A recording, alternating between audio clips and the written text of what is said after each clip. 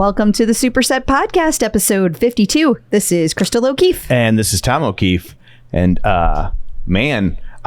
so we both started Sculpt and Shred today. I thought it was Shred and Sculpt. Shred and Sculpt. You know how much attention I pay to things. Yeah, the full name is like Fast Track, 4-week Fast Track. Fast Track. Sculpt and Shred. Sculpt and Shred, based on the novel Push by Sapphire. And so it's a long title. It is a long title. So, but adding to the difficulty level for us on this particular one is we just got back from vacation. So we just spent a week in Disney.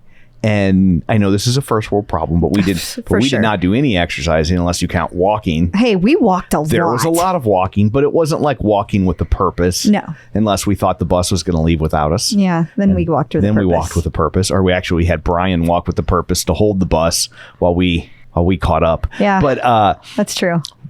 And like, let's face it, you know, like I always say how weird I am with the eating. And I always say that I'm like, and I have the culinary taste of an 8-year-old boy at a theme park. Well, I was literally at a theme park. So this was your place to shine. Yes. And we did. I shoned.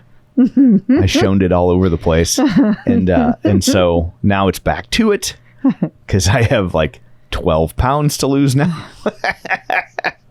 So a lot of that's water weight. A lot of that's going to come off. I didn't drink that much water. So that's not what water weight is. But anyway, there was a lot of eating, and so now but we decided to divide and conquer, which I think is the name of a different program. But for our purposes, lowercase d, lowercase c. So you're doing the lower body version. I am. And I'm doing the upper body version. Yes. So between the two of us, we will either be really fit or really unfit. So I'm curious, do you think that we should kind of wait to get into our deep dive of what we think so far until later when we talk about Sculpt and Shred? I guess we can wait. Yeah. A little tease for people. Yeah. A little tease. So we'll tell you exactly what we think of this program. Yeah. So, and coming up this week, our interview is with Kristina Centenari. Yes. And that's a fun one. Oh my God. She's so great. Yes. So anyway, you have that to look forward to. Also, before we kick into the show proper, we should probably remind people about the 30-day home trial. Yeah, this is they're trying to remind you guys that Tonal, we had 30 days to try this at home. And did you know, I did not know this, 96% of members that were surveyed feel stronger after only 60 days on Tonal. Well, I knew that because it says it right here in the show notes. Did you know it before that? No. Okay, that's what I thought. Well, did you know that 98% of members surveyed say Tonal keeps them feeling challenged? Yeah, it says it right there too. Well, did you know that before? No. So there, take that. So, but, and I guess I should say, I know a lot of people listening by virtue of definition already have a Tonal and they're like, why do I care? But, you know, you probably have a friend. And trying a Tonal, I don't feel like it's the same as like trying a Peloton. It's not. Like you get on a bike and you're like, oh, I know how a bike feels. There's so much to show a person. Yeah. So I work for MetPro. I'm a coach on MetPro. And Tonal did so several of our coaches have never even seen a Tonal in real life. And so we did this thing where Tonal came in virtually, not really, but virtually. And they showed coaches what all a Tonal can do. Right. And I kept being like, well, what about this? And what about that? Because I use so much of it. Right. There's a high level overview, but there are so many things a Tonal does that it's not obvious. Yeah. It's not obvious. So if you got a friend or loved one or family member that is interested in on the fence, maybe just remind them like, hey, there's a 30-day home trial. Yeah. You can try it out for yourself. You can test it out. I mean, they're going to put it on your wall, but but then after that, no strings. Yeah. They're confident. You're going to keep it. You're not going to want it off your wall. You're going to keep it. Yeah. And use promo code the clip out at checkout. Save them a little money. That's right. $100 off. Yeah. So what, pray tell, did we already cover everything that's on the show this week? Well, we got some other stuff, right? Yeah, we do. Well, we're going to talk about the new content. We've got our amazing interview with Kristina, and there's a whole bunch of new like live classes that are coming up. And then we've got some news about the coaches. So we're going to touch on that too. Awesome. Well, before we get to all that, shameless plugs, don't forget we're available on Apple Podcasts, Spotify, Google, iHeart, TuneIn, wherever you find a podcast. You can find us while you're there. Be sure and follow us so you never miss an episode. Maybe leave us a review. That's super helpful. You can also find us on Facebook at facebook.com/Superset Podcast. And finally, you can watch all of these episodes on our YouTube channel, youtube.com/The Clip Out, the name of our other show, but these live there as well. So we would love to see you. Well, we would love for you to see us. We can't see you. It's kind of hard to see you watch us. So it'd be kind of weird. Really. But yeah, we will be there in spirit. Yeah, definitely. So, and HD. So anyway, there's all that. Let's dig in, shall we? We shall. New tonal content. So we alluded to this at the top of the show. Actually, we just started talking about it and had to stop ourselves. We were so excited. So excited. Like the Pointer Sisters, we just can't hide it. Have to wear a long shirt. It helps. So you 4-week fast track sculpt and shred and stuff. Yeah. So you started it today and I started it today. Yeah, it officially launched on Tonal back on June 5th, but that's when we left for vacation. We literally were flying. We were on a plane while it launched. Yeah, so we weren't going to do that. No. But okay. You know what we should have done? What should we have done? We should have, once we got to Disney Copper Creek, Wilderness Lodge, we should have done one of those 30-day trials. You think that they would do that? I don't think they'd never know. They'd never know. They'd never know. I'm sure Disney wouldn't be mad about that at all. Pretty sure there's rules against that. Yeah. Well, you're no fun. I know. Okay. Sorry, honey. So now we're home and we can start the sculpting and the shredding. Yeah. So this has 2 tracks. It's got the upper body and the lower body. Yes. Sculpting for the lower body and shredding for the upper body. And this kind of worked for us really well because you wanted to do the upper body. I gravitated toward the lower body. Who doesn't want to sculpt? Well, what woman? I didn't.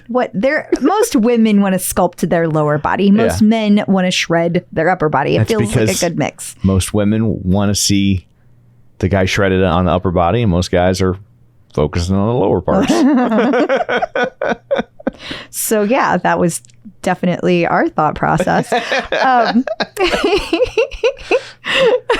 So I love this because the way that it's listed, the way that these workouts are broken out is that you have 2 workouts a week that are focused on strength, and then you have 2 workouts a week that are focused on high intensity training. So I'm scared to death of what they're going to do for the HIIT classes because they have already said, the coaches have all said it's going to be tough. That's the whole goal. They want you to kind of push to the next level. Right. Not so hard. It's not doable. I don't mean that at all. Yeah. But the idea is to lift heavy and then lean. To challenge yourself. Right? Yeah.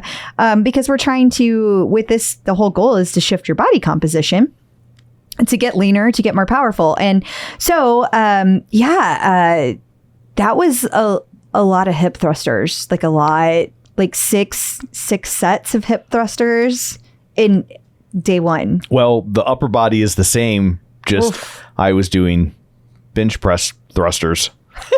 So I think they just call them bench presses. Sure. So I just do what the little guy on the screen tells me to do. So yeah, I did, I think, like 70 or 75 bench presses. Yeah.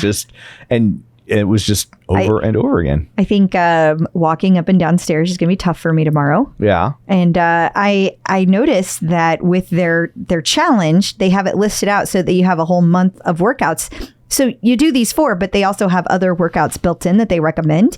And I noticed that tomorrow is a mobility day. Very excited about the mobility because I can already tell I'm going to need it. they knew what they were doing. Yes. Yeah. No doubt about it. This feels like a week where the old foam roller is going to be pulled out. Maybe the Theragun, going to have to hit all the things. Well, I will say thus far, I know I just finished mine like 30 minutes ago. Yeah. But I didn't feel like completely wiped. But I will say before we left for Disney, I was doing a lot of like pretty aggressive for me, upper body stuff. And so I think maybe I was like had inadvertently prepared myself for this. Yeah, whereas I have not done any strength for like 3 weeks now just because of how everything's gone down. Well, you were so focused on running Big Sur, Yeah. and then you had the car wreck in the middle of that, or you didn't have a car wreck. You were got the hit by car a wreck. car. Yeah. And so that Did just you kind just of call me a car wreck? Yes, you're a car Wow. Thanks, babe. And, Maybe this whole lower body sculpting's not really worth anything. but well, when I say car wreck, it sounds like you were in a car, they were in a car. I know. And so it's like, it's way worse what happened, right? It was terrible. It's terrible. I can't believe it happened still. It's craziness. My larger point was it really messed up your routine. And so you're getting back into things. Yeah, I am. And I started the last month I had started the cycle sync training and I really liked it. It was a great program. It's just that my cycle's all jacked up because I'm perimenopausal. So it's not really in sync. Yeah. It didn't do what it was designed to do because my body did not do what it was designed Your to do. cycle is more Backstreet Boys. Yeah, exactly. Anyway, I really liked the volume and how simplistic this was. Like it was like get in, get out, get it done. Yeah. I liked it wasn't like a whole bunch of different moves. It was just do the things. Very mine simple. was like 43 minutes, and I mean it was. Mine was 51, but Yeah. whatevs. No big deal. But yeah, but there was not a lot of downtime. It was like I didn't feel like I was. Sometimes you sit there and you're like, okay, I'm ready for the next thing. Yeah, let's do it. Yeah, but no, they keep you moving. So it will be interesting to see how it goes as it progresses. But so far, so good. We will report back on the next episode in case we're recording entirely laying on the ground. Yeah, that could happen. Yes. We'll just be weak. So there is also a lot of new live content that is coming out or has come out. Yeah, one of the ones that just came out is called 20 and 20 Spiced Up Set. Oh, I loved the Spice Channel when I was younger. So No. Oh, okay. But this particular program uses pre-fatigue sets that you hit your target muscle group twice in a row. So do you understand that? Do you want me to explain it? Yeah, put that in for people that. For the listeners that might not be as well versed Sure. as I am, perhaps you could explain that to them. Yeah, it's the idea being that you go back and hit the same muscle groups twice in a row. So you might do like 3 sets and then you go of whatever move. Mm-hmm. Let's say your bench presses. Okay. Then bench press thrust. Go on. Then you go back and do another 3 sets maybe, and this time you're going to do, let's say, push-ups, but you're still hitting the same muscle groups. And so it really, really, really burns out the muscle that you're working on. Gotcha. So you get, as they say, the tasty burn. So that is Coach Akeem. You're going to get some gains from that one in a very quick amount of time. I love these 20 and 20s because they're like super short, right? but they get right to the point. Yes. All right. Then we've got Summer Sizzle. All right. Now this one. That's Was that the sizzling? That was sizzling. Oh, I thought that I was taken back to Florida where it was 90 degrees. I was sizzling there. I am no Michael Winslow. With your sound effects? Yes. Okay. So Summer Sizzle, it has a very fast pace and it has very short rest periods. But it's all high intensity resistance training. So the idea being that you're going to burn your fat, you're going to shift body composition, and you're going to get super sweaty. So perfect for you, Tom. You know how you love that. I love the cardio. Yeah, I know. But this is Coach Woody. This is going to be a tough one. And honestly, it says that it's high intensity resistance training, which actually I really like high intensity resistance training because you go really fast, but it's with weights. And it's still controlled because it's on the tonal. Unlike, swinging weights around, I don't feel safe with that at all. Yeah, I get that. I really like using the tonal for that. Then you have pre-season performance. So this is all about this is all about improving your speed, resilience, and coordination. Resilience. Your speed, resilience, and coordination with conditioning drills. So it's all about drills, gaining power and explosiveness through heavy lifting. This is really important for people who do any kind of sports because you tend to move over and over again the same way in whatever sport you do, whether it be running, biking, or like football, that kind of thing. Xboxing. Yeah, that's a sport now. I know. It's a different generation. There was a guy today that stopped by our house to spray for bugs like we do every quarter. Yes. And he definitely stopped in Brian's room to have a whole conversation about Xbox. Hopefully we're not paying him by the hour. No, we weren't. But I was like, really? What is happening right now? But I love this because you work, this particular one, preseason performance, you are working in different planes of motion. So that's awesome. You know, if you're a person like myself that does a lot of running and biking, you're moving constantly forward. So it's really, really important to move quickly sideways. Like that's not something our body typically does. And if you're a person like myself, you can do one of the other two. Me and sports. Not a thing. No, thank you. Yeah. No, I filed a restraining order against sports. Did you? Yes. I didn't know that. You know that How's that going? You can file a restraining order against abstract concepts, but you can. So, ta-da. I think that's only in imaginary land. Anyway, this one has several coaches. I like when they share the coaches. Coach Joe, Ash, Tanisha, and Tim. So it's 4 of them. A little sampler platter. Yeah. A Whitman sampler. But I guess they all have... I just pictured opening up a little box and all the little coaches there. Hi! But they all have nougat if you bite hard enough, so don't do that. No, don't do that. Don't make it weird, Tom. Don't do that. Well, everyone's filled with nougat eventually. Stop. What? Stop it. Thought you knew we were gooey on the inside. Stop. Oh, I'm sorry, guys. Coaches in the news.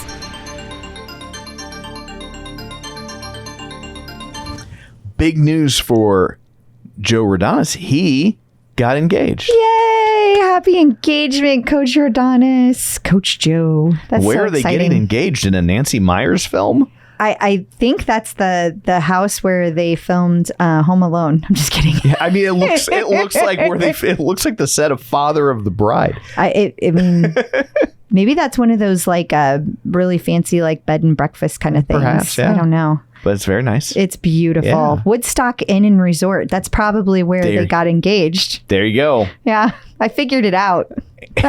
Well done. Yeah, if only Instagram had this little thing where you could tag the location. You should write them a letter. I should. Congratulations. Yes. That's the point of this. Absolutely. So now we can be on marriage watch, wedding watch. Yeah. Did you see the quote that he put? I did not. It's by F. Scott Fitzgerald. Heard of him? I love you, and that's the beginning and end of everything. Aww. I love it. Now am I in trouble for not having a fancy pants quote when we got engaged? No. To this day, I have no idea what you said to me. I don't think you do. I don't either. I know it was like, here's a ring, you wanna? It was incredibly romantic. And I loved your proposal. So that's not a criticism. But I was so overwhelmed by everything happening because so many people were staring at us. And there was a glass slipper, which is not something you see every day. Yeah. And you were nervous, which you never get nervous. So yeah, I was focused on that. You were afraid something was wrong. I know. I'm like, why are you? Wait, what's happening? Our interview of the week, Kristina Centenari, is back at work. Yeah, she had her knee injury and then surgery, and you're going to hear all about that in her interview. But Coach Woody and Kristina did a video showing their reunion complete with a tear. They attempt to replicate the Dirty Dancing lift. Am I the only one that saw this and was like, no, don't lift her, your knee. Thought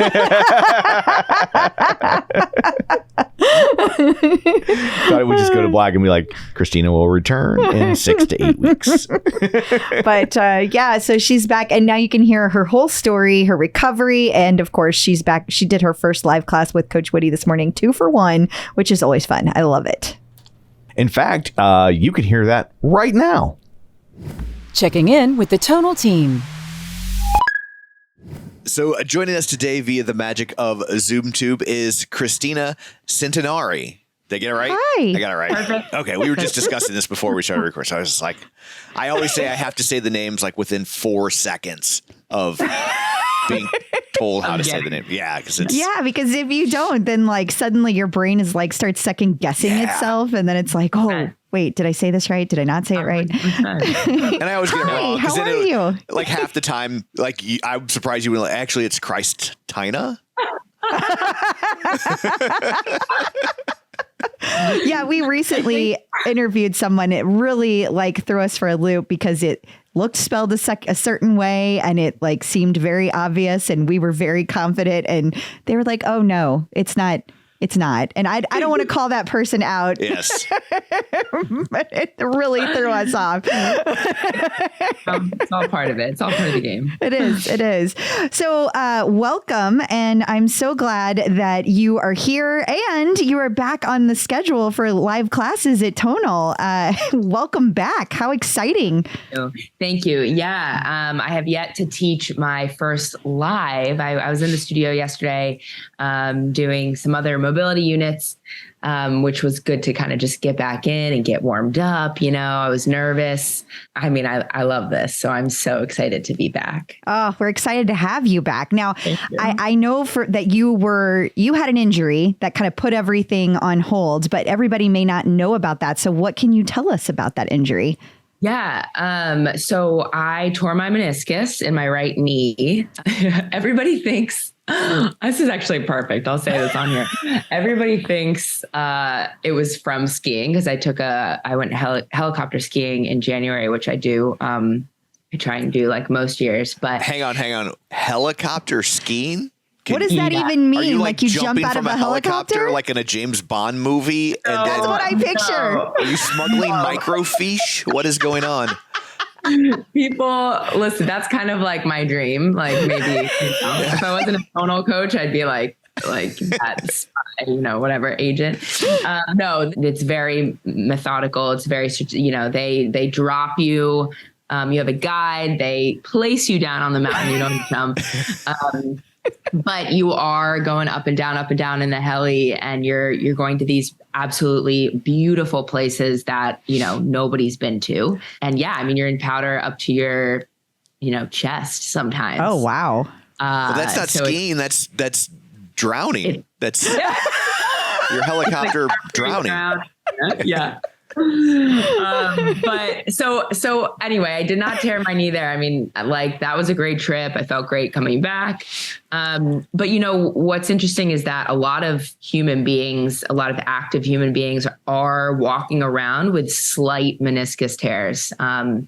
And you can live with it. You don't always know it. So I probably just from years of tennis and everything and running had something. And I don't even know exactly what it was, but it was a mix of, there was one workout where I was jumping, I felt something funky, and I think it was over time, the tear just kind of got bigger. And by the end of, beginning of February, I was like, oh man, something's going on here. So I got surgery in March. I'm very stubborn. It took me a month. I was like, I can rehab this. I'll be okay. But my physical therapist was like, we need to get it fixed. Let's just get it done. So, it's time for a surgery when a physical therapist says, no, you got to do the surgery. Yeah. And he and I are both very, if you can avoid surgery, I'm always going to recommend it. Always going to recommend the movement approach rather than cutting you open. But sometimes you got to fix it. So. Yeah, I'm curious. Sorry, Tom. I'm curious what a torn meniscus feels like. Yeah, is there anything too. Like when you said you felt something funky, I was like, well, define that in case one of us is feeling something funky and we didn't know it. No, it's a great question. We could be the funky bunch and not even know. Yeah. Be our Marky Mark, Kristina. Everybody with a meniscus tear. No, that's a great question because it's actually a very acute feeling. That is what was frustrating about it is that I was like able to do, I was still teaching, I was still squatting, I was still lunging, but what just felt absolutely horrible was bending my knee fully. So that's called full flexion of the knee and then extending it. So bending it fully and then lengthening it back out, I would get this like snap, crackle, pop that was just pain, full body chills. But, unless if I was doing that, I'd get pain, but pretty much anything else would feel okay. So that's why I was pretty stubborn, because I was like, well, I can do like 85% of things. But I think a lot of people get used to that notion. Like a lot of us humans just are like our baseline for feeling good tends to lower, whether it's a meniscus tear, whether it's a whatever. Yes, that's called aging. Exactly. Yeah, like we accept these things because it's like, well, I'm getting older. These things happen. And I was like being a hypocrite because I'm always like, no, you don't, like everybody can live optimally. We just have to kind of like put in a little work.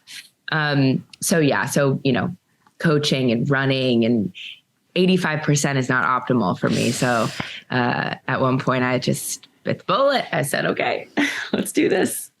Yeah, I remember seeing your post of like your Instagram, and you showed that like you had to go to the hospital, obviously, to have the surgery, and then like you're starting recovery, and then I've been kind of watching all of your recovery posts since then. What has that road to recovery felt like from your perspective? I know I'm not a good patient, so. Because I'm not patient. I've recently witnessed that, and I can attest that is accurate. That's hilarious. Yeah, you and is it though? We're Yes, it is, Tom. Listen, you're not the only one. I'm right there with you. Patience is not my strength, let's say. But yeah, so. This is not the first time in my life that I've been injured. I mean, I kind of ended up where I am now, coaching and in the wellness space because of my past injuries. Oh, I had 2 other knee surgeries on my left knee growing up playing tennis, and I struggled with right shoulder for a very long time. So I'm used to like being like, okay, we're on the mend here. We're about to start that journey. But what was interesting about this time is it's been a couple of years since something more serious like this has happened. And knowing what I know now about the body and about how to train and about how it works, I could really use some of that and implement it in my recovery, which I've been trying to kind of show on Instagram without being too like, I'm injured, here's me getting better. Like, just trying to make it a little bit more like relatable for people, whether it's a knee surgery or just anything else you're coming back from. But the process it's been a little like tumultuous as all recoveries are, I mean, the beginning was, I'm so lucky to have this community of like love and support and energy. And it really was a catalyst for me to just like go, I'm like, I got this. But it's been 3 months now. And, by that month and a half point, when you're not in the brace anymore, you're not on crutches, you look like you're walking normally, but your knee is still like blowing up and it's still hindering you from doing most things. That's where the mental kind of patience really starts to play a part, because you just want to get back out there. Like you feel good. You see your knee, it looks okay, but it's still not there. And I would say that's this part of the recovery where I'm in now, this like second phase, is the most important, to stay patient, to kind of trust the process, to really work on things from like a psychological, mental side, just always being in my own corner, always kind of hyping myself up. It's so easy to get down on yourself in the second phase when you think you should be further than you are. Oh, that should word. It's like taking antibiotics, right? Like just because you're feeling better, you got to complete the cycle. Don't just stop taking it. Complete it. Yeah. 100%. But the thing is that you think that you're better. Like there's this disconnect. Like you nailed it when you said, your knee looks fine, right? Like you look at it and it's fine. So your brain is like, well, why can't you do more, knee? Why can't you? Yeah. And that's a great point, because I would also say it's this like delicate balance of knowing yourself well enough and trusting who you're working with, your therapists and your doctors, to be patient, but to also not fall into the like, oh, I'm injured, because from the get-go, like Woody, who's my colleague and dear friend, said something to me in the beginning that meant a lot. She's like, Kristina, most of us would just be sitting on our butt and like being like, oh, I can't do this. I can't do that. But I've from the beginning just been very like more of the mentality of, okay, what can I do? Because it's easy to get stuck in the, I can't do this, and just kind of get used to that. And then the more you get used to that sort of sedentary backing off lifestyle, the harder it is to get back in. So I've been trying to keep the ball rolling there. Just what can I do while staying smart and patient about what still needs some time? Well, that is smart. That is smart to do. I feel like, I think it's great that because you've had experience, you had some of those things to draw on. When I was recently injured, that was my first like ever injury that I've ever had in my life. So it was really tough mentally to come back from. And I feel like even still, it's been like almost 4 months at this point, and I'm still not back where I was before. And it's like really hard to not feel that I should be there. I should be at a certain place. So I think that it's really nice that you're setting such a good example of walking the walk that you put out there, because people need to see that. They need to see this is the proper way to recover and to put yourself in that mindset. Yeah. Yeah. And I mean, the first time you're injured, it's so easy to just get very down on yourself. I'd say like my advice to you, just like having dealt with now something for the first time, it's so easy to think you'll always be in pain, because pain is a very strong sensation. Like your brain holds on to pain, and it's crazy and it's powerful, but it's that like trust that you won't be in pain forever. And I mean, I remember my shoulder growing up and playing tennis. I just thought I was going to be in pain forever. And it was so frustrating and disheartening. But just like anything, the more you experience something and the more you overcome it, the next time it happens, which it's bound to, like we're human, this is what I need to do. I need to rehab it this way. I need to think about it this way, and I'll come out the other side. So that's the advice I would give a lot of people who are dealing with first time injuries and pain points.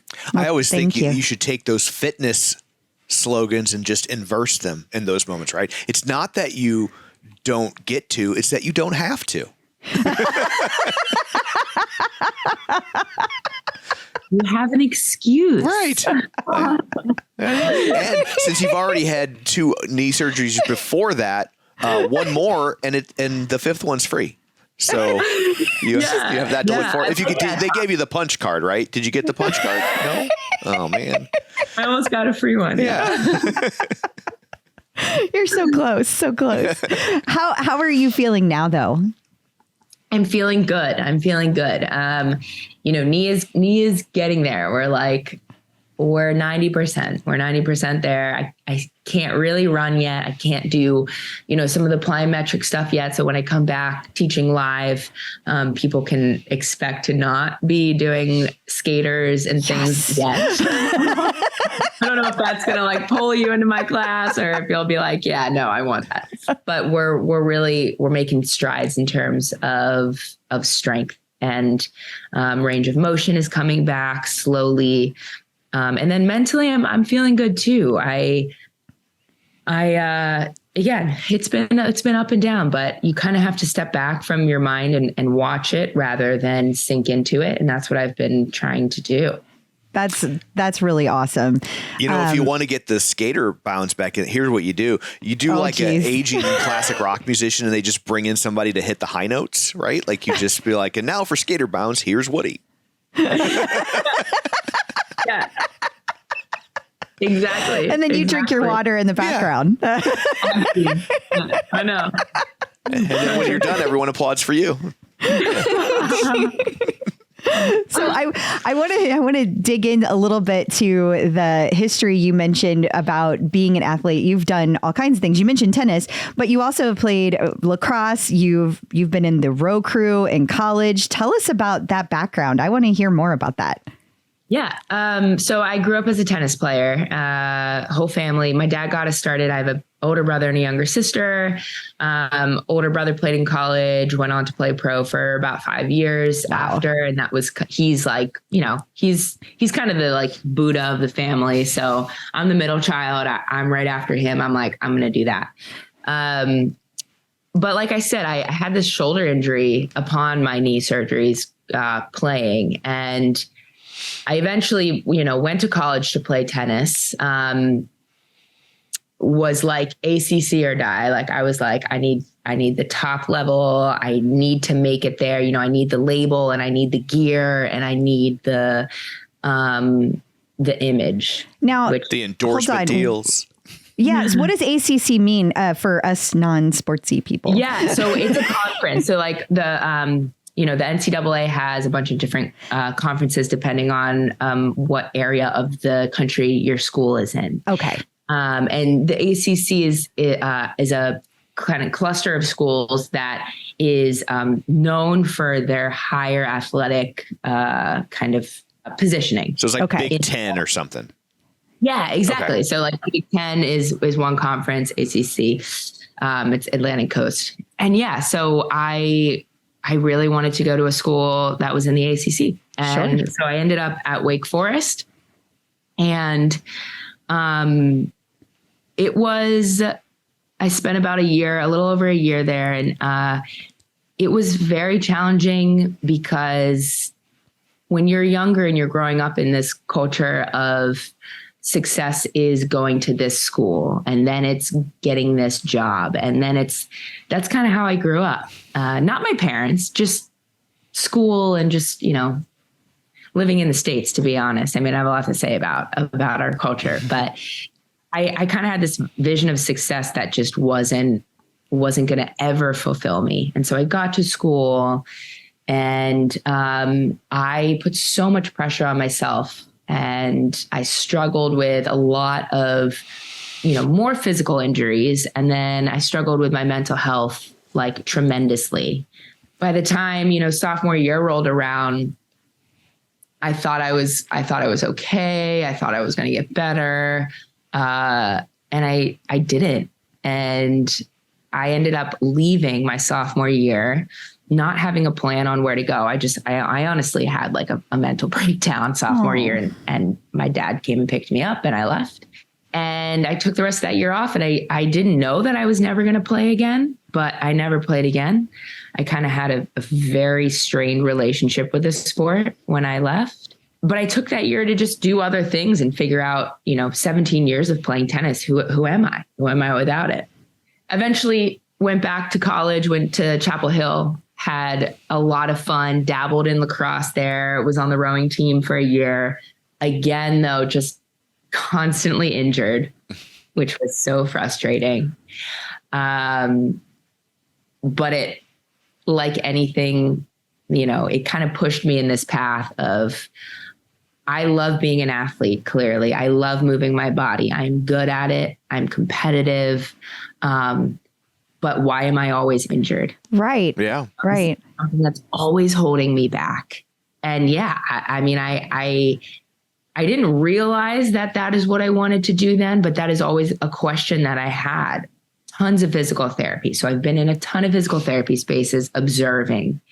And then when I stopped playing sports, I got into group fit. I took a group fitness class. I was like, okay, here we go. I'm going to try this out.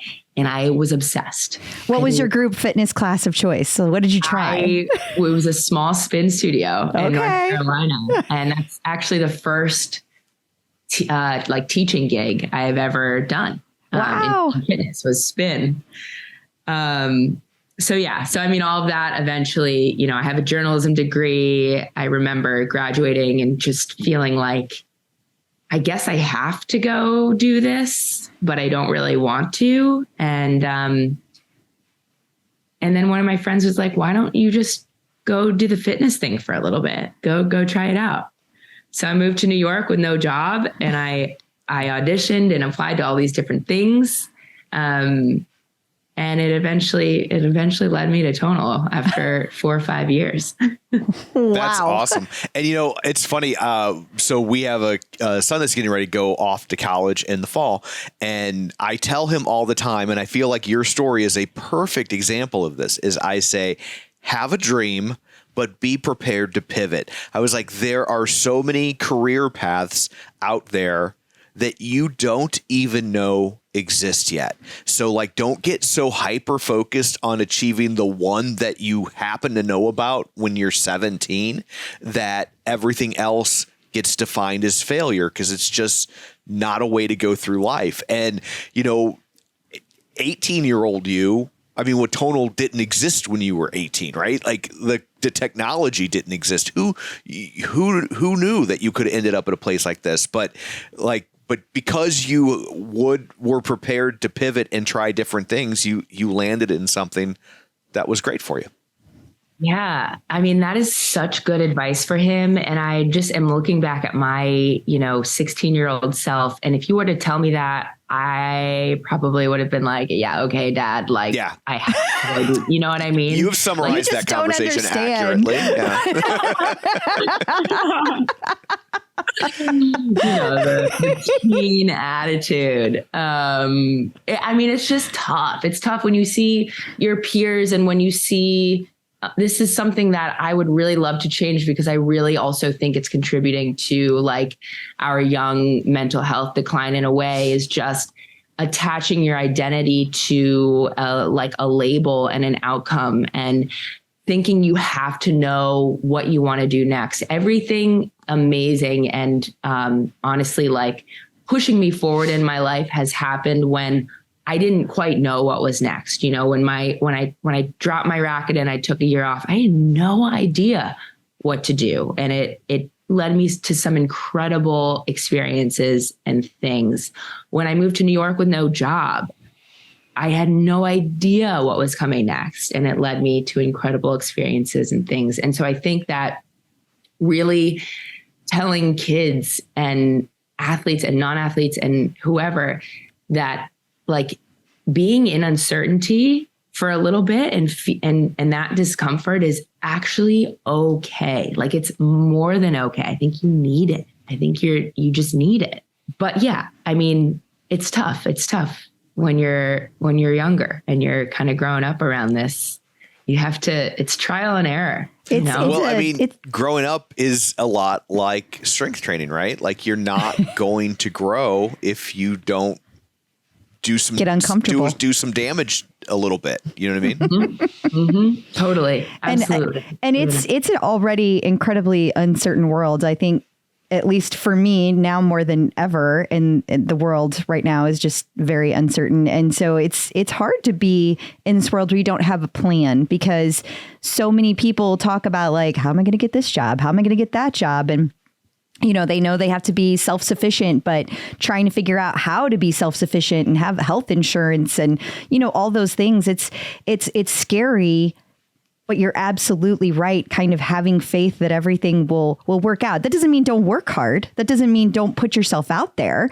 But yeah, like, that's how you come across really cool things and get to do things like be a tonal coach. Like, that's freaking amazing. Absolutely. Yeah. And I honestly, I feel like most people don't have plans, right? Like, right? I think a lot of times what we think are plans is really us looking back on our lives and constructing a narrative that makes it feel like we were always doing these things to end up where we ended up, when a lot of times we just did things and it kind of happened. And then sometimes people get judgmental about people who don't have their plan, when really, if you really were honest with yourself, you didn't have a plan. Like, you just kind of did things. Yeah.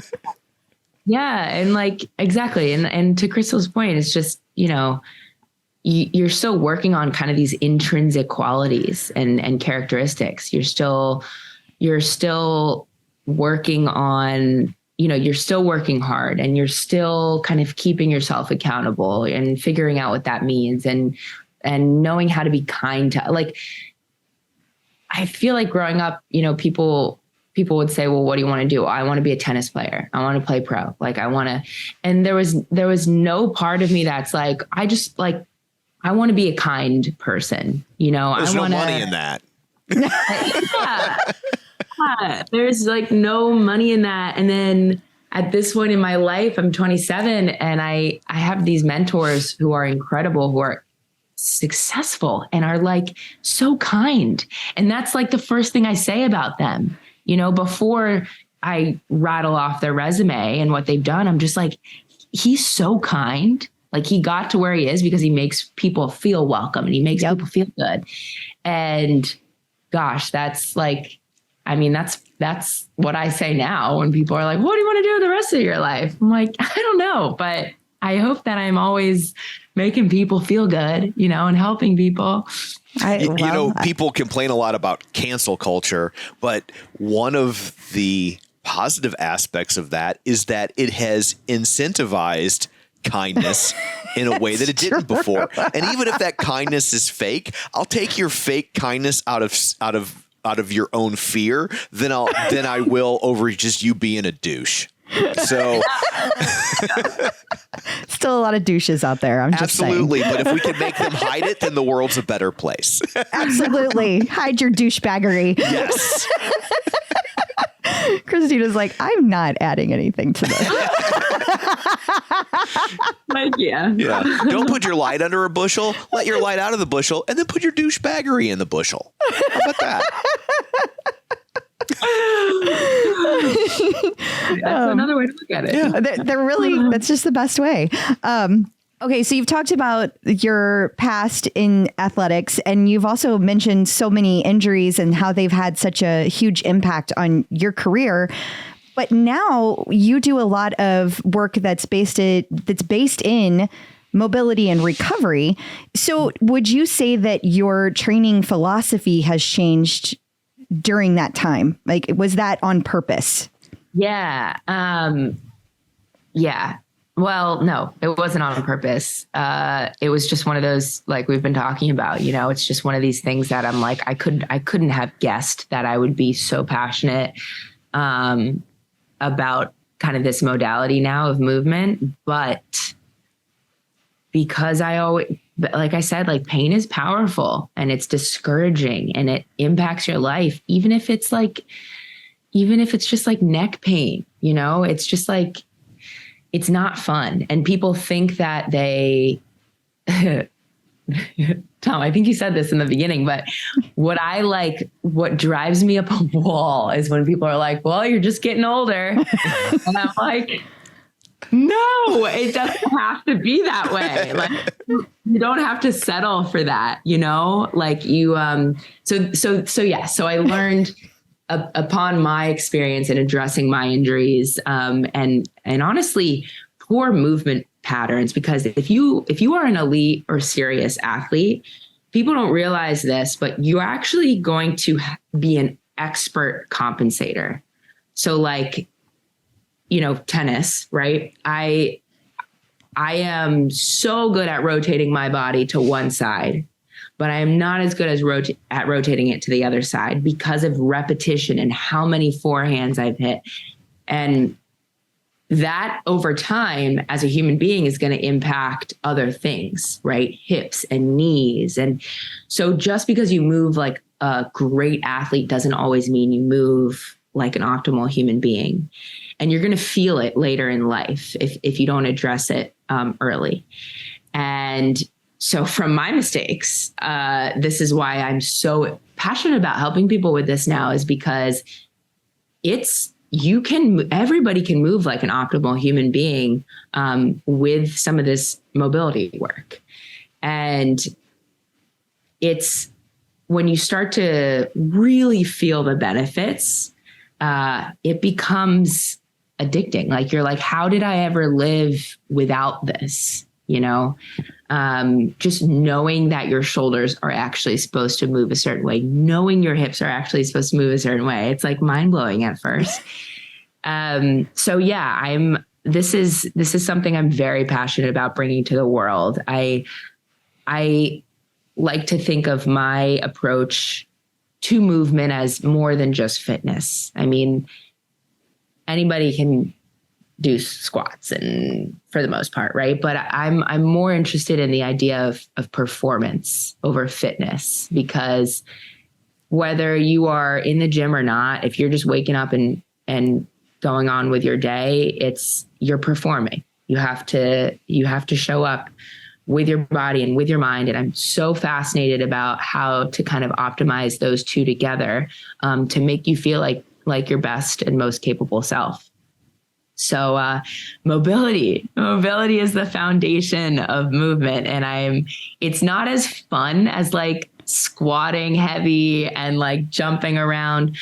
But what's fun is that it makes you feel better doing those things. What's not fun is feeling pain. And so if I can teach people the importance of mobility, it's so that they can keep doing those things.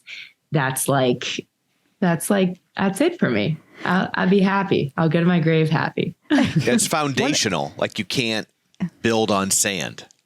Yeah. That's right. That's exactly. right. Exactly. But one of the questions I have when it comes to mobility, and this might be because I overthink things. What? I know. Sorry, Tom. But when it comes to mobility, there's so many different kinds of mobility. Like you might take a tonal class. Like I know there's one that's like opening up your ankle joints, that's ankle mobility. And it made a huge difference whenever I took that class. But like, how do you know if you're not in pain, which mobility classes you should be focused on for you, and how often should you be doing? Because there's so many different kinds. So I would think of it this way. Well, first and foremost, I really would like to stress the fact that mobility is different than just stretching. And we tend to like throw this vocabulary around that's like open up and loosen up. And I think for most people, just like understandably, they think that means just like holding a deep stretch, which is not a bad thing. Like there are a lot of people who actually need more range of motion, right? Just more passive range of motion, in which case you would be holding a stretch passively. But mobility for a lot of people is going to be more active. It's actually going to feel like work. Like it's going to be uncomfortable. It's going to be, you might even get kind of sweaty. And so making sure that you're taking classes that are more than like just stretching, right? Like strength training for your joints is how I like to think of mobility. If you think of your body as just parts of your body, you can think of, this is a little bit overgeneralized, but three different like main parts. You've got your spine. So I think I have some classes out that are like spine and shoulders. And when you're working with your spine, it's a little bit of a different joint. So you're kind of working through different exercises, but still working range of motion and strength in your spine.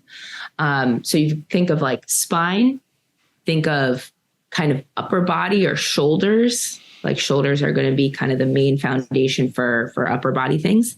And then hips. And just thinking of those three categories, spine, shoulders, hips, usually will address like other joints within that. And whether you're feeling pain in one of those areas or not, that's a good way to just approach what class you want to take. And then I would just say, you can also think about it as, if you want to PR your squat, or if you want to PR your deadlift, go take a hip mobility class. Like it will absolutely translate into your heavier lifts if you're kind of focused on a more specific lift. So yeah, my biggest advice is think of the body as kind of three sections like that when it comes to mobility. And then if you're struggling with pain in one of those sections, take that class, spine and shoulders, hips, whatever. And then you can think about it as what are my specific goals in my other lifts? Do I want to squat more? Do I want to improve my push-up? Get your scaps working better if you want to improve your push-up. I just want to not get old, man. Or that. In which case, take any. So are the mobility workouts, are they typically like lower impact in terms of the volume of weight that you're lifting? So I guess my question is, would they make a good like recovery day for people? Totally. Yes. Yeah. So that's good to know, because I think a lot of people, I think especially boys, let's put it out there, like they get focused on the weight, that they're like, well, if I'm not lifting weight, what am I doing? Right. And so I think that's a good example of like, okay, well, if you're not supposed to work out that day anyway, from your muscle readiness standpoint, then throwing a mobility, at least you're still doing something and you're not quote unquote wasting your time when you could have been doing something else. And listen, you hit it right there. I'm smiling because, in my history as a trainer, as a coach, is I've trained a lot of men, and I've trained a lot of like bigger men. I've trained a lot of like elite male athletes who have that mentality, right? If they're not like going hard, lifting heavy, whatever, then what are they doing? And when I have somebody just not touch tonal, not touch a weight, whatever, and I show them, this is what it means to actually have strength within your hip capsule, for example, right? If you want to PR your squat, go ahead and stand here for me, lift your knee to your chest, hold it there, and I'm going to try and push your knee down. Ugh. Fight me, right? And I'll have these like big elite men not able to resist me as I push their knee down, just with the strength of their own hip. No like crazy external weight. It's just their hip capsule. But your hip capsule is different than like these big, muscles in your glutes and muscles in your quads and hamstrings. And what that movement is doing is essentially the same thing as a squat, right? You're lowering yourself down in a squat and your knees are moving up towards your chest. And so if I'm trying to push that knee down and your hip capsule can't do it, or you'll start, cramping right away, which is usually what happens. It's very eye-opening for people to realize, oh, that is what foundation means, right? I'm lifting all of this weight. I'm wondering why something hurts, but I can't even resist Kristina's hand if she's trying to like push my knee down. Yeah. So yes, using it as recovery is a beautiful, beautiful option. But I would just encourage, and again, it's not fun, but I would encourage, it's like your vegetables, like make sure you're just doing it once or twice a week. Maintenance work, make sure you've got all these puzzle pieces together, the engine is oiled, and then go do the fun stuff. And my classes on tonal are, my mobility classes are like 10 to 20 minutes max. So you're in, you're out, Yeah. I guess it's like a pyramid, right? Like everything's goal oriented, and it's like that athlete, they started lifting the weights so they could hit the ball farther. Right. And so, well, now you're going to do this so you can lift the weights more so you can hit the ball farther. Right. It's a chain of events. Yeah. Yeah, exactly. And so you can we say pick your kid up, right? Or your grandkid up when you're older, certainly strength training. But if you actually want to lift them over your head, like raise your arms up over your head and hold that weight, get your mobility work in there as well. There's a difference between lifting a kid and holding them here and being able to really lift your arms up overhead. I feel like you shifted from kids to grandkids in that analogy because of me. I feel a little called out. I'm just supporting the notion of it's not about getting older. about continuing to be consistent. That's funny. I think that just shows you're a little worried about your own age there, Tom. Yes. But I am curious, Kristina, when you were going through this process of rehabbing, I know you're still kind of recovering. You're still in it. It takes a while, like you said. But how did you train on tonal as you went through this process? Did you adjust anything or change anything up? Yeah. So I pretty much got on tonal like immediately. The first week out of surgery, certainly no. I mean, I could have, right? If somebody was like, go, I would absolutely go do an upper body workout on tonal. But the first week, I mean, I really had to like minimize all movement. But pretty much by the second week, like still in my big fat leg brace, still on crutches, I just did upper body. And it was like, it was incredible because I have this in my apartment in my living room, and I can't even really walk outside yet for that long, but I can sit on the bench and do shoulder presses and rows. And, I sort of adjusted certain movements that maybe were standing where I sat down and did them instead. And like a standing chop, right? I still got that core rotation in, but I just sat. And it was really awesome because it was so, I don't want to say easy, but I would have to Uber to the gym if I wanted to go to the gym, and this was just so wonderful to kind of understand that when you don't have something working, you can still make a lot work.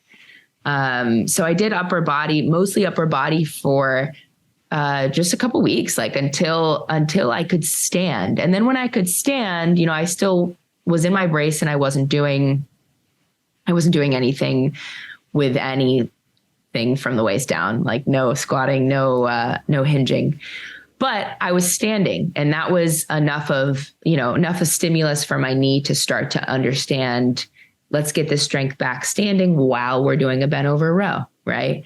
So I started sprinkling, more and more in there. And then I remember when my physical therapist was like, you're cleared to do an RDL, right? Your hamstrings can lengthen safely, keep it light.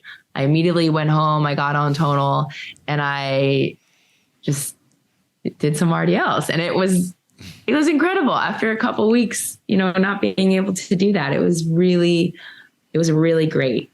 Obviously, I was able to adjust my weight. There were a lot of workouts that I did in active recovery mode, and sometimes I would have to even adjust it lower. And it's totally fine. There's no ego over here. There was when I was younger. I got it all out. Now that you're at the ripe old age of 27. I know, right? Yes. I take that back. Sometimes with Coach Joe, I have a little bit of an ego. I'll get a little competitive, but otherwise, no. I was just thinking, this is just for Crystal. When I started the job I have right now, which is where I'm at today, you were 10 years old. Yeah. Yep. Oh, goodness. That's so funny. So what do you feel like you've learned? Like, what has stuck out the most to you as you've gone through this process? I knew this, but I didn't know it well enough to be able to give it as advice until now. But when you are recovering from an injury, yes, it takes time to heal, but you also have to do the work. You have to do the work, and you're not going to feel like it a lot because, like I said in the beginning, you get used to kind of not doing anything. Like human nature just generally wakes up and kind of like gets used to not doing anything. It's crazy how fast you can get used to that. It's crazy. It's kind of scary. And it just causes a little bit more anxiety when you know it's like time to start going again. So keep it small, but, get the reps in.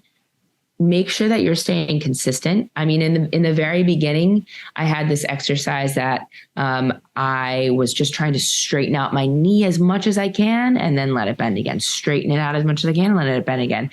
And I would be doing that as much as I could, just as something for my brain to be like, you're putting in the work here. So my biggest piece of advice is, again, just move into this with the approach of what can I do? And do it.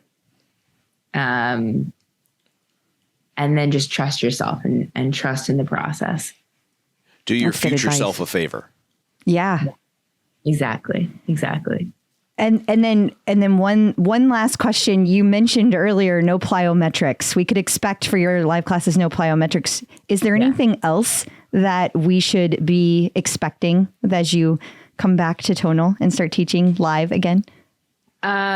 So my first live program back is going to be, I'm actually very excited about it. There will be no plyometrics, but we are still going to be working muscular endurance. It's a very different program that I've been creating that I've actually been wanting to do. And it's like such a wonderful opportunity to do it now, but I'm going to really teach you how to challenge yourself with your own body weight and then make sure that you're still focusing on movement quality when you overload on tonal. It's going to be a great program, first program back.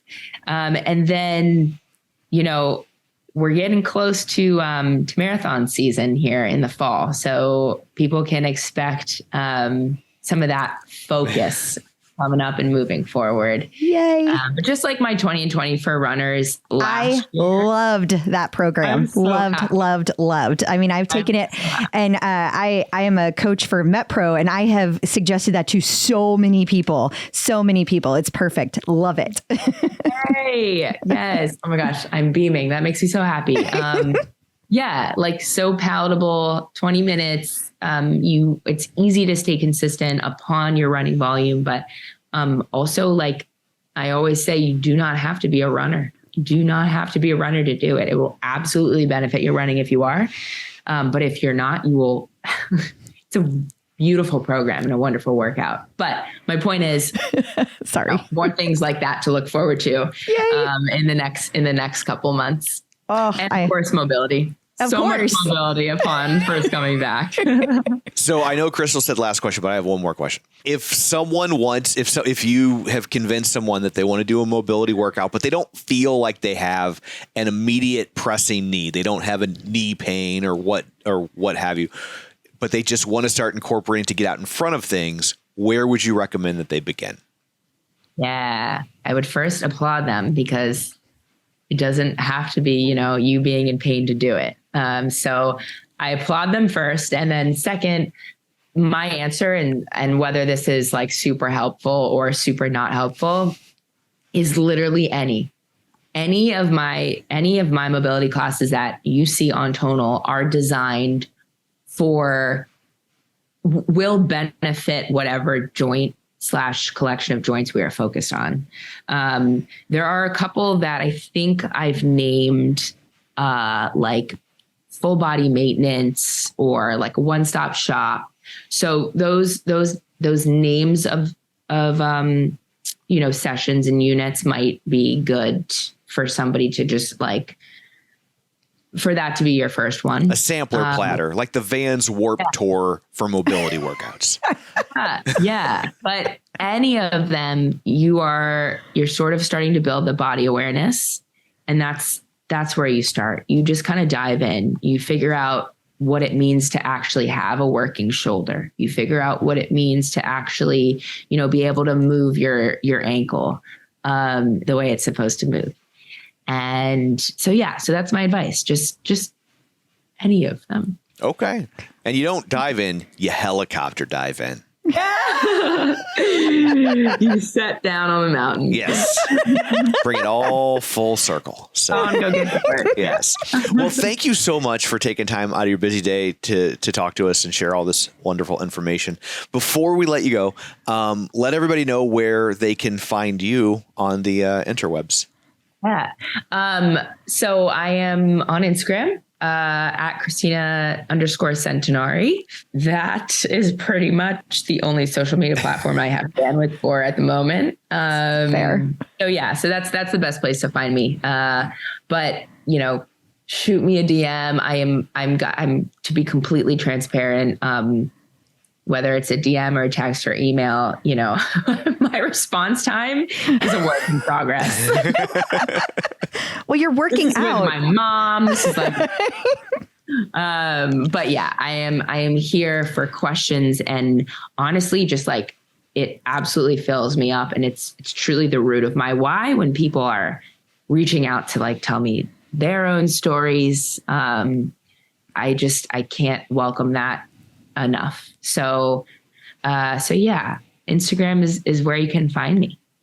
Well, thank you again for doing Yes. this. We really appreciate it. And it's been such a great experience getting to know you, getting to hear more of your story. And I really appreciate everything that you have shared today.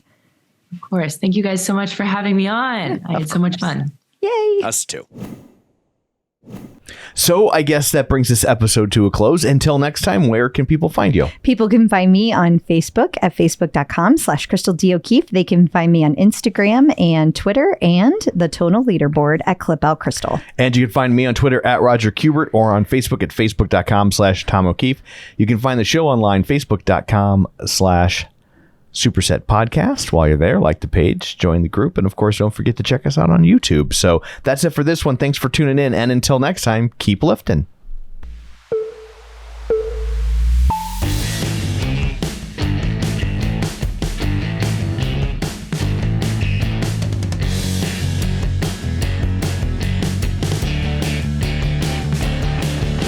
Smart handle, smart bar, smart training. There you are, customize, make it right. AI, form and vibe. Superset will show you what it's all about. It's a tonal workout.